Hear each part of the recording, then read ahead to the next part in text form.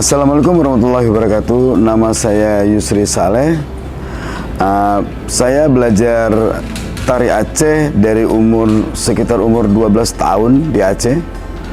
Banyak tari yang saya pelajari. Untuk tari Aceh, tari duduk, mau segala macam tari Aceh. Dan pertama sekali memang saya pelajari tari Aceh itu ya tari Liko Pulo. Berangkat dari tari Liko Pulo, berlanjut ke tari-tari Aceh yang lainnya. Bagi masyarakat Aceh, teman-teman Aceh, laki-laki Aceh, tari Liko Pulo menjadi sebuah dasar untuk belajar tari duduk di Aceh.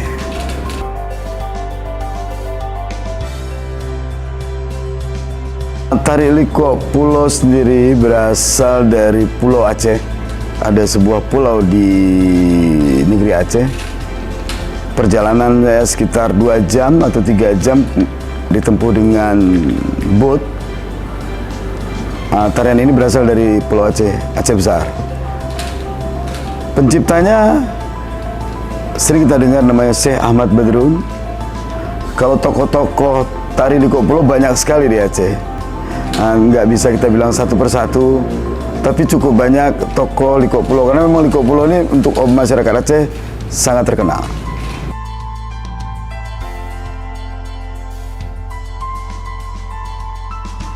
Tari Liko Pulo sering ditampilkan di berbagai banyak acara di Aceh.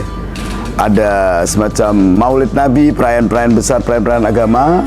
Ada juga untuk tarian penyambutan. Ada juga untuk tarian-tarian yang memang sering dipergunakan di saat tampil pejabat-pejabat dari luar Aceh datang ke Aceh. Lebih spesifiknya tarian ini sebenarnya tarian Aceh ini, tari Liko Pulo ini lebih banyak untuk umum ya. Ada untuk penyambutan, ada untuk perayaan. Jadi semua bisa dipakai dalam sebuah pertunjukan untuk tari Liko Pulo ini.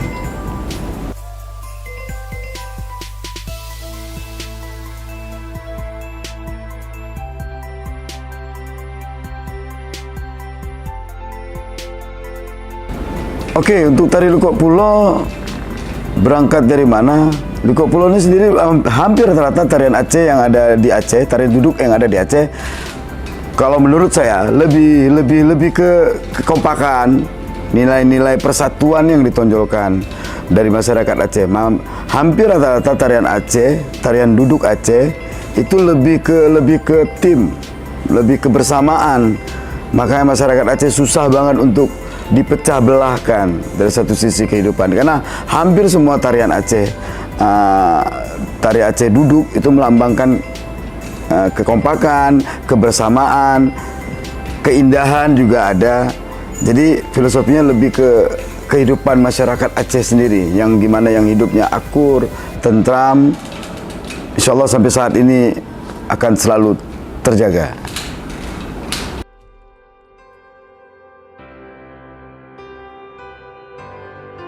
Hampir rata-rata tarian duduk di Aceh, terutama untuk Liko Pulo, terinspirasi semuanya dari alam ya. Hampir rata-rata, tidak tercipta dengan sendirinya, tapi semuanya berangkat dari alam. Pulau Aceh merupakan sebuah kepulauan, hampir rata-rata masyarakatnya nelayan. Di samping mereka nelayan, mereka duduk semacam berzikir, bisa jadi semacam kayak berdalail, kayak duduk bersama-sama. Mereka melakukan gerak tubuh, berbeda arah, menjadikan itu sebuah seni. Seperti itu, hampir rata-rata masyarakat nelayan hidupnya pesisir, lebih ke kegembiraan. Beda lagi dengan pegunungan, karena tari Liko Pulo ini berasal dari pesisir ya, pesisir Pulau Aceh, yang hampir rata-rata semua masyarakatnya para nelayan.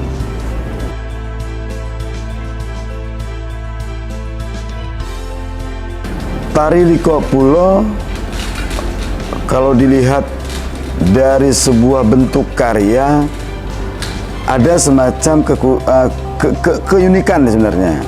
Kalau dibilang kekhususan tidak, tapi keunikan dari tari-tarian yang lain.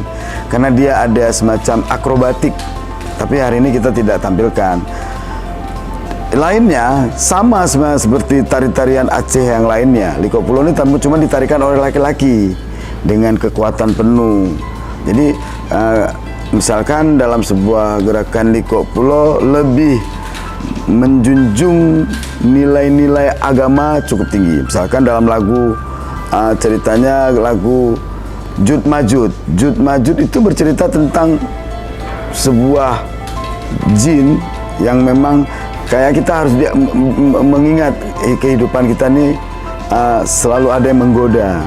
Misalkan gerakannya jut majut dikuro gunung kene getamong udalam donya. Itu melambangkan jadi kayak semacam pemukulan-pemukulan untuk diingatkan kalau memang kita tuh selalu harus waspada, ingat kepada Allah, jangan lupa selalu ingatlah kepada Allah. Jadi malah dalam makna dalam sebuah lagu tadi yang saya gerakkan itu melambangkan kita selalu harus ingat kepada Allah yang Maha Esa.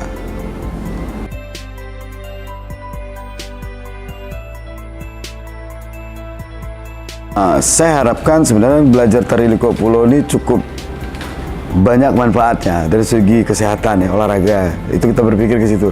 Tapi dari segi pengembangan kedisiplinan dalam tarian Liko Pulo ini sangat banyak didapat. Misalkan kita belajar kebersamaan sesama teman, kita belajar mengakui kekurangan teman, kita belajar satu susah semua susah, satu senang semua senang. Dan kenapa saya menganjurkan untuk belajar terutama tari Liko Pulo, banyak sangat manfaat yang bisa kita dapatkan dari satu sisi kedisiplinan ya, kedisiplinan. Saya harapkan juga anak-anak muda Indonesia untuk banyak belajar bukan hanya Liko Pulo tapi semua budaya Indonesia yang ada, budaya tradisi yang ada di Indonesia wajib dipelajari karena enggak sekarang, mudah-mudahan ke depan itu menjadi sebuah kebanggaan bagi kamu untuk bisa mempelajari tarian Aceh, apalagi Liko Pulo.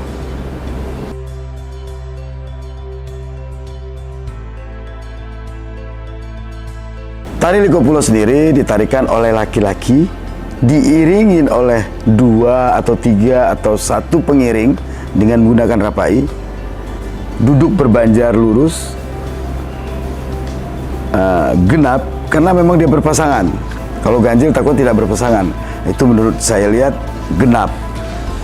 Dan diiringi rapai memakai baju dua warna, misalkan merah biru, hijau putih. Dulu masih sering orang pakai hitam putih. Dengan dasar celananya hitam dipakai dengan songket.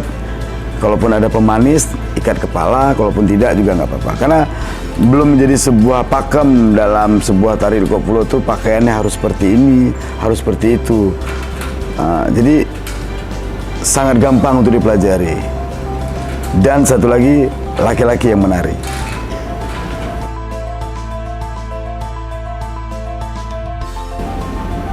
Menurut saya wajib sekali sebenarnya, karena saya melihat zaman sekarang di era digitalisasi, budaya luar sangat cepat masuk ke Indonesia.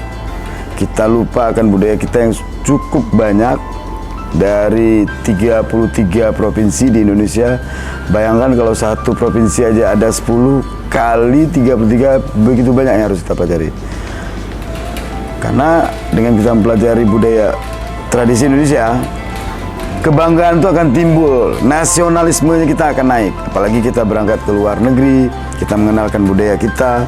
Oke lah kalau kita di Indonesia masih dilihat ya 50-50 karena kita masih bersaing dengan beberapa cabang seni misalkan. Tapi kalau di luar negeri, waduh, kebanggaan itu nggak bisa kita lukiskan gimana senangnya kita, gimana bangganya sebagai masyarakat, generasi muda yang bisa mencintai budaya tradisi Indonesia.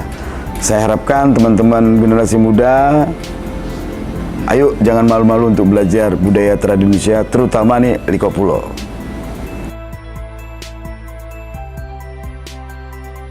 Sekarang belajar tari nggak perlu repot kemana-mana, cukup di ekspresi.